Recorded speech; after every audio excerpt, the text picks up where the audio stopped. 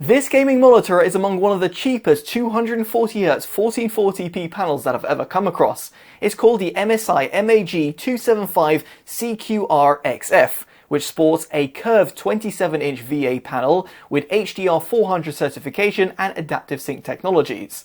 At the time of filming and in the UK, it can be found for roughly £400, while in the US it can be found for a ridiculous $270 to $300, which is absolutely insanely cheap, and indeed undercuts its IPS sibling, which I previously reviewed on the channel. So in this review you can see if it's actually worth its price tag and to see how it compares to some of its main competitors.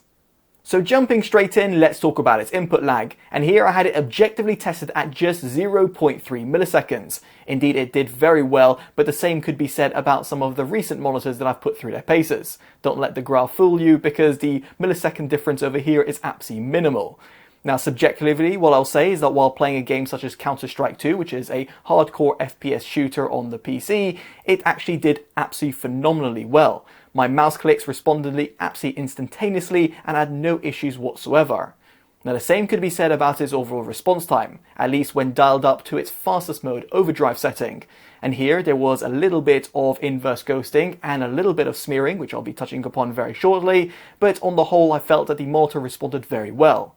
Now for me to give you some objective data, I'm using the OSRTD tool.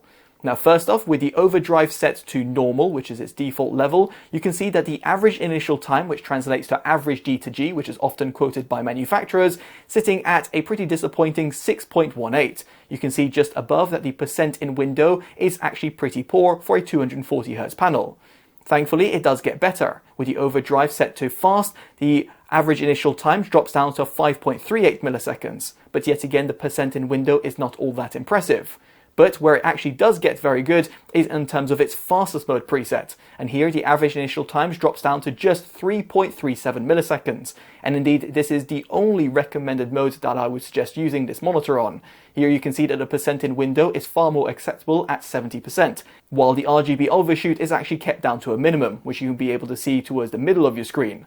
Now to demonstrate the RGB overshoot, I've got the UFO ghosting test, and here you can see between the normal, fast and fastest mode preset, there is actually minimal amount of inverse ghosting. However, there is a bit of smearing. This is very much occurrent on some VA panels and unfortunately is present on this MSI monitor. Now it didn't actually throw me off while playing a game such as Counter-Strike 2. However, while playing a more graphically intense game such as Destiny 2, I did notice a bit of smearing in the background. Something to be mindful about, specifically if you're comparing and contrasting this monitor with other class-leading VA panels or indeed some IPS or TN panels. Now furthermore, this monitor has got an MPRT mode, which indeed does reduce the motion blur and therefore makes the UFO a lot clearer. Better still, MPRT mode can be used simultaneously with adaptive sync technologies, which is actually quite a novelty.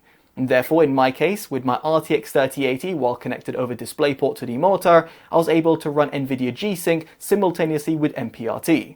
The only caveat is that MPRT will lock the brightness, which I'll be touching upon further down in this video, and also does incur a little bit of flickering.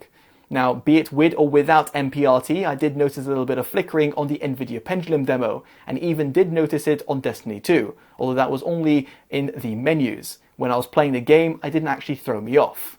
Now it's worth noting over here that the monitor has got a VR range from 48 up to 240Hz, and that's because it does not have a native G-Sync module, and therefore it's just something you should be a little bit mindful about. Yet again, if you're comparing and contrasting with more expensive alternatives, some of them actually have a native G-Sync module and therefore will give you an even better tear-free gaming experience, specifically when you go into the lower refresh rate range.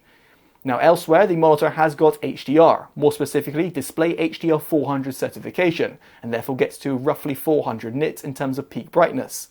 Now for my own test, while playing a game like Destiny 2, I was able to run HDR with NVIDIA G-Sync simultaneously at 1440p at 240Hz. Now in this respect, it meant the overall HDR experience was actually pretty competent. However, it's nothing to be shouting about, and that's because the overall peak brightness does limit the overall HDR experience that one can attain on this monitor. Some alternatives from the likes of Samsung, Alienware or AOC will offer a far better HDR experience and give you that lifelike reproduction. So if something that you're looking for, you might want to actually splash out a bit more money on some of the alternatives. Now, aside from all of this, I would just like to have a quick word for console gamers. And here I'd never recommend getting a 240Hz 1440p panel solely for console gaming. However, if you're going to be gaming on PC and on a console, you'll be pleased to know that it does accept a 4K signal input. At least that is what I noted via my 4K Blu-ray player. Elsewhere, you should be able to output 1440p at 120Hz.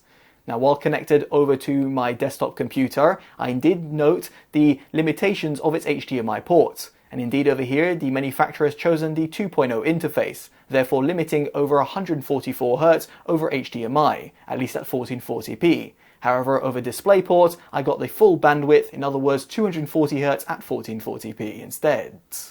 Now, with the gaming section out of the way, let's talk about image quality. And here it has got a 27-inch form factor, a 1000R curvature, and also operates that VA panel. Now, it is worth considering that the viewing angles are nowhere near as good as an IPS alternative, so some food for thought. However, it's good to see that you have got a dedicated sRGB emulation mode that you can select through the monitor's OSD, and you've also got full brightness controls.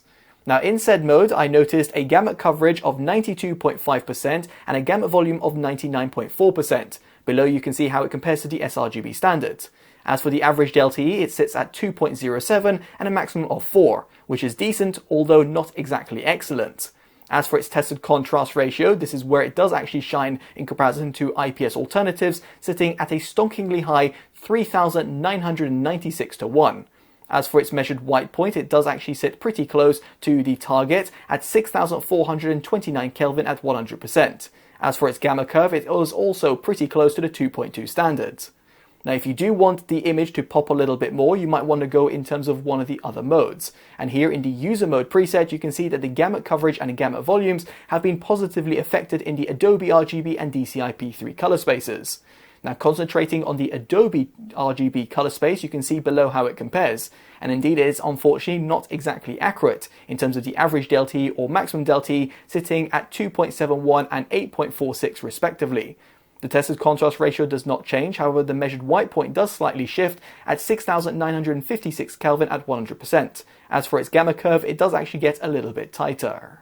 Now, through my test, you might have actually noted the overall brightness levels, and indeed over HDR or SDR, I noted a peak of 457 nits. It does get all the way down to 74 nits, showing a decent range. As for its MPRT brightness, it locks it at 122 nits, which might actually be a little bit dim for certain individuals.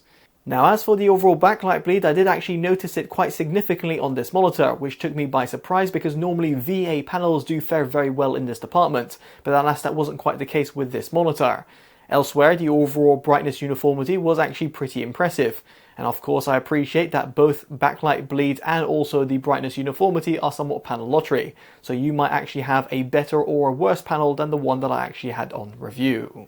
So aside from all these tests, I would just like to have a quick word about its build quality. And here it's got a 3-side borderless design with a relatively thin bottom bezel. It has got a 1000R curvature, adding a little extra degree of immersion, and you've also got that 27-inch form factor.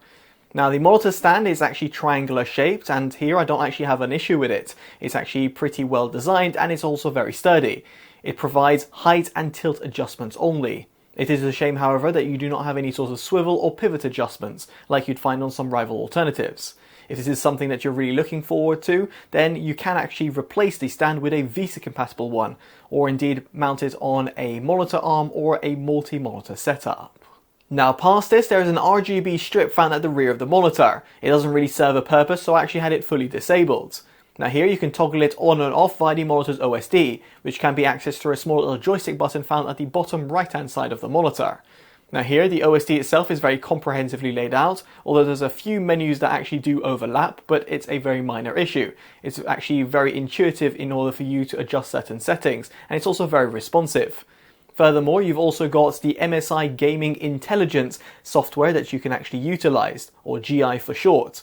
This indeed is available for you to use if you have got the USB Type-B to Type-A cable connected, which is included in the box, alongside an HDMI or DisplayPort input. There is also USB Type-C connectivity with this monitor, and you've also got a 3.5mm headphone jack output. And note, the monitor does not have any built-in speakers, which doesn't bother me in the slightest, but just something I thought I should point out. So with all that in mind, it brings me on to my verdict, and quite frankly I really love what MSI have done with this monitor. It's got that curvature and that VA panel, offering something a little bit different in comparison to some IPS and TN alternatives. Then you've got a fantastically low input lag, a good response time, at least when dialed into the right overdrive mode. You've got support for HDR, adaptive sync technologies and MPRT, and you've also got a comprehensively laid out OSD and software and a decent build quality. Now given the overall price point, I can see myself recommending it to certain individuals, and as such it gets my value award. However, I can't wholeheartedly recommend it, purely because I recently reviewed another MSI monitor with an IPS panel, and that of course didn't suffer from any sort of VA smearing. And this would be my top pick if you're on a budget. You might also want to look elsewhere if you want some extra features, for example a higher refresh rate or even better motion clarity. Some of the monitors that I would recommend will be down in the description below for your own consideration.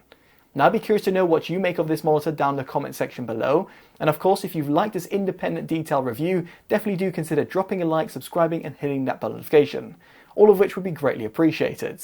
As such, I've been Totally Dubbed and I'll hopefully see you in the next one. Take care of yourselves and goodbye.